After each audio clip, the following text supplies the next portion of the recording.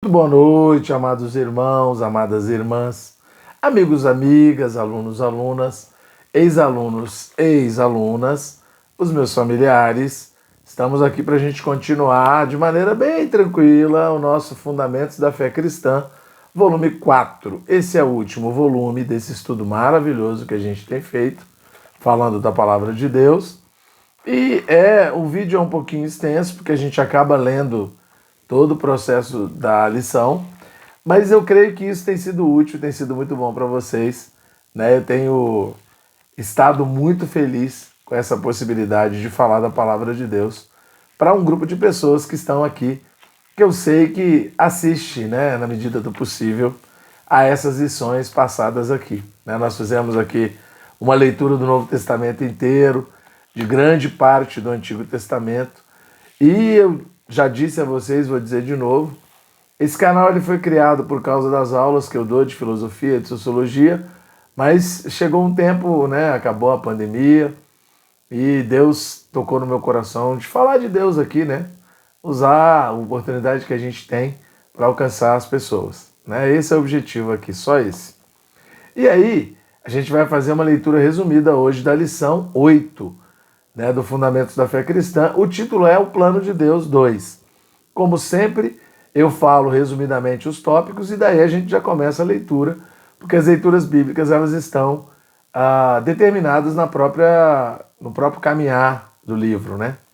Então, os títulos hoje, subtítulos pequenos, que nós iremos falar: Novo Céu e Nova Terra, Cidade, Noiva e Tabernáculo, Material Precioso edificado, O Rio da Água da Vida, A Árvore da Vida, O Trono de Deus e do Cordeiro. E o título maior é A Nova Jerusalém, uma coisa que muita gente quer saber, e a gente vai falar um pouco hoje o que é a Nova Jerusalém, ok? Então vamos lá. Vamos começar falando de figuras da realidade. Apocalipse é um livro de sinais. O apóstolo João inicia seu escrito dizendo: revelação de Jesus Cristo, que Deus lhe deu para mostrar aos seus servos as coisas que em breve devem acontecer, e que ele, enviando por intermédio do seu anjo, notificou ao seu servo João. Apocalipse 1, versículo 1. O verbo notificar no original é sinalizar ou significar. Tem o radical da palavra sinal, que aparece em Apocalipse 12, 1, versículo 3 e Apocalipse 15, 1. Apocalipse está cheio de sinais, por exemplo, os 7 candelabros ou os 7 candeeiros. No capítulo 1, não são pedestais de colocar lâmpadas, são igrejas. No capítulo 5, vemos um leão, que também é um cordeiro, versículos 5 e 6, a parte A, que de fato é o Senhor Jesus. Esse cordeiro tem 7 olhos, que são os 7 Espíritos de Deus, versículo 6, parte B. Há também taças de ouro, cheias de incenso, que são as orações dos santos, versículo 8. Portanto, os personagens, eventos, coisas e lugares relatados nesse livro são sinais, com significado especial. Para entendê-lo, precisamos de revelação, que é justamente o que quer dizer a palavra Apocalipse. Em grego, significa revelação. Quando chegamos aos 2 últimos capítulos de Apocalipse, que são também o desfecho de toda a Bíblia, vemos outro grandioso sinal: uma cidade, a Nova Jerusalém. Esse é o assunto desta lição. Novo céu e nova terra. Apocalipse 21, 1 diz: Vi novo céu e nova terra, pois o primeiro céu e a primeira terra passaram, e o mar já não existe. Na eternidade passada, antes de haver qualquer item da criação, Deus tinha um desejo no coração. Para realizá-lo, ele criou todas as coisas e o tempo. Os céus e a terra foram criados para executar o plano divino em 4 grandes dispensações. A dispensação antes da lei, de Adão até Moisés, a dispensação da lei, de Moisés até Cristo, e a dispensação da graça ou a era da igreja, a realidade do reino, e a dispensação da manifestação do reino, o milênio. Uma vez que o plano divino é realizado no tempo, nos céus e na terra, quando esse plano for concluído, Deus já não precisará do primeiro céu e da primeira terra, nem do tempo. Por isso ele os descartará, e a eternidade será retomada com o novo céu e a nova terra. O mar é símbolo do juízo de Deus sobre os seres pré-adâmicos caídos, que se tornaram os demônios, quando se uniram a Satanás em rebelião contra Deus. Ele os julgou com água e o mar se tornou a habitação deles. Uma vez realizado o plano de Deus, os demônios serão lançados no lago de fogo pela eternidade. Portanto, nesse sentido, o mar já não terá necessidade. Cidade, noiva e tabernáculo. Em Apocalipse 21:2 lemos: Vi também a cidade santa, a nova Jerusalém, que descia do céu da parte de Deus, ataviada como noiva adornada para o seu esposo. Enquanto muitos seres humanos almejam ir para o céu, o desejo de Deus é estabelecer na terra seu trono e habitação. Assim a nova Jerusalém descerá do céu, no desfecho do plano eterno de Deus. Na nova terra, como centro do novo universo restaurado por Deus, a nova Jerusalém será a eterna habitação divina, o lugar onde Deus regerá todo o universo, expressará sua glória pelos séculos sem fim. Como dissemos, a Nova Jerusalém não será uma cidade física como as demais, mas como os demais sinais de Apocalipse, representa o resultado da obra de Deus no homem. Será o ajuntamento eterno de todos os seres humanos criados à imagem e semelhança de Deus, caídos e feitos pecadores em Adão, mas redimidos, regenerados e transformados em Cristo, por meio de sua salvação maravilhosa e completa. Deus fará desses redimidos sua eterna habitação e noiva. Como cidade, a Nova Jerusalém é a cidade que tem fundamentos, que Abraão aguardava, a pátria celestial. Como noiva, isso está em Hebreus 11, 10 e 16. Como noiva é a consumação do povo de Israel no Antigo Testamento, de quem o próprio Deus se considerava o marido. Isaías 54, 5. E da igreja, a noiva de Cristo no Novo Testamento. 2 Coríntios 11, 2, Efésios 5, 31 a 32. Em Apocalipse 21, 3, João ouviu grande voz, vinda do trono, dizendo: Eis o tabernáculo de Deus com os homens.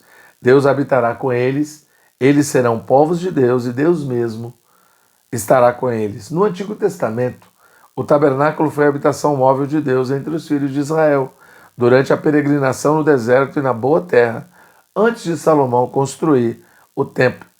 Aquela foi uma prefiguração da Nova Jerusalém, como habitação definitiva de Deus com os homens. Material precioso edificado. Em Apocalipse 21, 11, parte B, lemos que o fulgor da cidade era semelhante a uma pedra preciosíssima, como pedra de jaspe cristalina. Os versículos 18 a 21 dizem: A estrutura da muralha de jaspe, também a cidade, é de ouro puro, semelhante a vidro límpido. Os fundamentos da muralha da cidade estão adornados de toda espécie de pedras preciosas. As 12 portas são 12 pérolas, e cada uma dessas portas de uma só pérola. A praça da cidade é de ouro puro, como vidro transparente. Temos aqui 3 tipos de material precioso: ouro, pérola e pedras preciosas. Esses elementos são encontrados em outras partes da Bíblia. Em Gênesis 2, de 10 a 12, lemos: E saía um rio do Éden para regar o jardim, e dali se dividia, repartindo-se em 4 braços. O primeiro chama-se Pison, é o que rodeia a terra de Havilá, onde há ouro. O segundo, o ouro desta terra é bom. Também se encontram lá o bidélio e a pedra de ônix. Em 1 Coríntios 3,12, temos o ouro, a prata e pedras preciosas como material com o qual a igreja deve ser edificada. Vejamos agora a correspondência entre essas 3 passagens e o material precioso citado nelas. Ouro, a natureza divina do Pai. Bidélio, a obra do Filho antes da queda. Não havia necessidade de derramamento de sangue para a redenção. Pedras preciosas, a obra transformadora do Espírito. Ouro, em 1 Coríntios, também a natureza divina do Pai.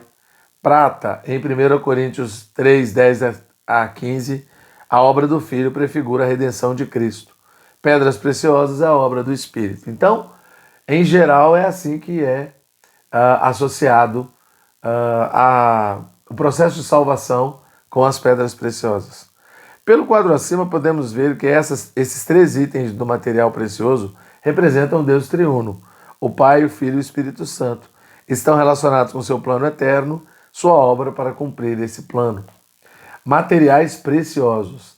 A Bíblia é maravilhosa e minuciosamente coerente, pois é a expressão de um Deus maravilhoso e coerente. De Gênesis a Apocalipse, passando por todos os livros, vemos como o propósito de Deus é descrito em detalhes. Em Gênesis 2 temos uma árvore, um rio e materiais preciosos espalhados. Porém, em Apocalipse 21 e 22, vemos novamente a árvore, o rio e os mesmos materiais, porém já edificados numa cidade como a expressão definitiva de Deus. Os materiais no rio, em Gênesis 2, são para a edificação de Deus, porém estão ainda separados, espalhados. No Novo Testamento, esses elementos são material para a edificação da igreja. 1 Coríntios 3, de 10 a 15, que culminará numa cidade edificada, a Nova Jerusalém, por toda a eternidade. Apocalipse 21, 9 a 11 e de 18 a 21. Portanto, hoje, à medida que vivemos a vida da igreja e nos entregamos para a sua edificação, já participamos do desfrute antecipado, o antegozo da Nova Jerusalém. Quanto mais nos entregarmos para a edificação hoje e edificarmos com os elementos corretos, ouro, prata, pedras preciosas, que representam o próprio Deus triuno, mais da realidade da consumação do plano de Deus teremos. Jaspe, a semelhança de Deus. Apocalipse 21, 11 diz que a Nova Jerusalém tem a glória de Deus. O seu fulgor era semelhante a uma pedra preciosíssima, como pedra de jaspe, cristalina.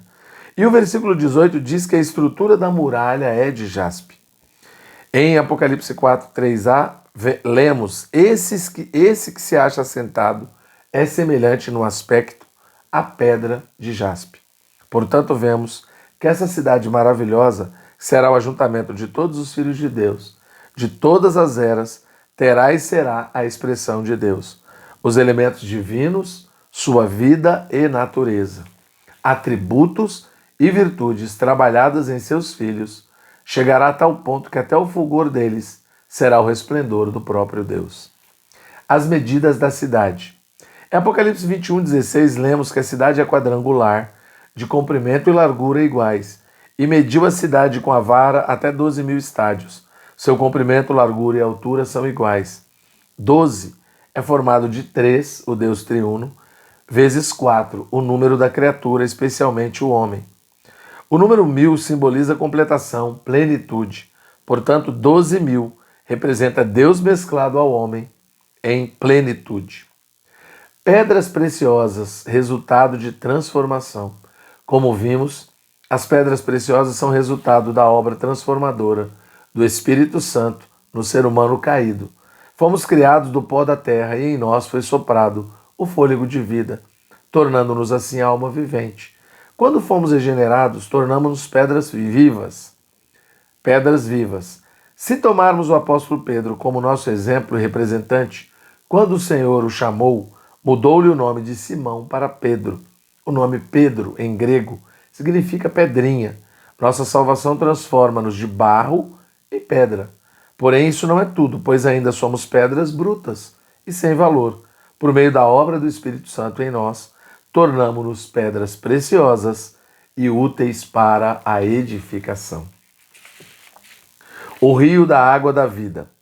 Apocalipse 22, 1 diz, então me mostrou o rio da água da vida, brilhante como cristal, que sai do trono de Deus e do Cordeiro. O rio de Gênesis simboliza a vida divina, que flui abundantemente. Os 4 braços do rio representam a graça divina, alcançando o homem. O fato de o único rio se dividir em 4 braços indica que a graça alcança o ser humano onde quer que ele esteja. Isaías 55, 1. Não há limites nem barreiras que a impeçam de nos salvar. Gênesis 2, 10, 11, 13 a 14. Em Apocalipse 22, 1 e 17, uma vez que toda a obra de salvação de Deus foi concluída, O rio da água da vida flui eternamente numa cidade edificada. O rio também simboliza o Espírito, como o fluir da vida, que procede do Pai, que é o manancial, e jorra por meio do Filho, que é a fonte. João 7, 37 a 39. A árvore da vida. Apocalipse 22, 2 diz: no meio da sua praça, de uma e outra margem do rio, está a árvore da vida, que produz 12 frutos, dando seu fruto de mês em mês. E as folhas da árvore são para a cura dos povos.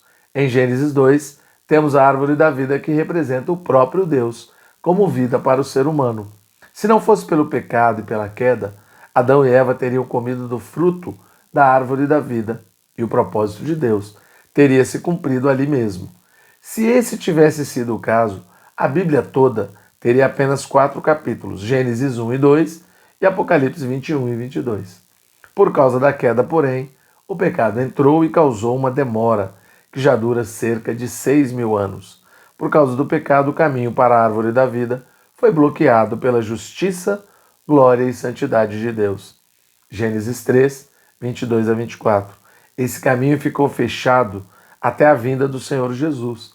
Por meio da sua morte redentora e a sua ressurreição vivificante, Cristo nos abriu novo e vivo caminho, que nos dá acesso a Deus como vida, com sua graça e misericórdia.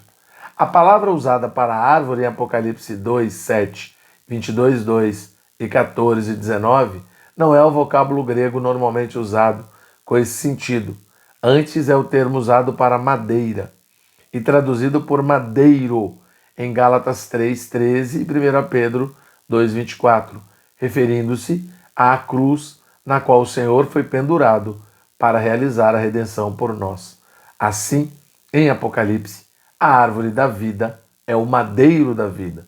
Isso indica que nosso acesso à árvore da vida, o nosso desfrute do seu fruto, só voltou a ser possível porque houve uma redenção.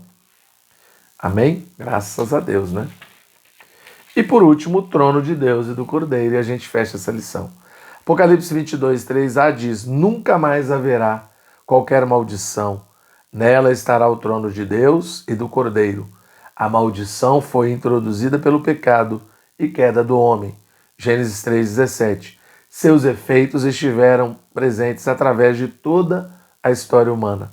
Essa maldição foi eliminada mediante a redenção realizada na cruz. Gênesis 3,13. Por meio de Cristo, o Cordeiro de Deus, que tira o pecado do mundo. João 1,29.